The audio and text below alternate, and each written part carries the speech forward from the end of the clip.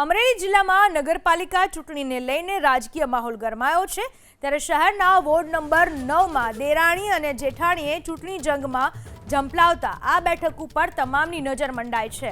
Ward number 9માં જેઠાણી રેણુકાબેન સોલંકી ભારતીય જનતા પાર્ટીના ઉમેદવાર તરીકે મેદાનમાં ઉતર્યા છે, જ્યારે તેમની દેરાણી કાજલબેન સોલંકી કોંગ્રેસના ઉમેદવાર તરીકે ચૂંટણી લડી રહ્યા છે।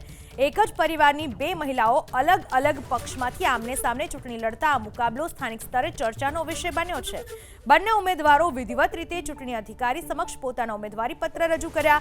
ઉમેદવારી પ્રક્રિયા દરમિયાન બંને પક્ષોના કાર્યકરો અને સમર્થકો મોટી સંખ્યામાં હાજર રહ્યા, જેના કારણે કચેરી વિસ્તારમાં ઉત્સાહપૂર્ણ વાતાવરણ સર્જાયું। બંને ઉમેદવારો પોતાના પક્ષના સમર્થન સાથે જીત મેળવવા માટે એડી ચોટીનું જોર લગાવશે।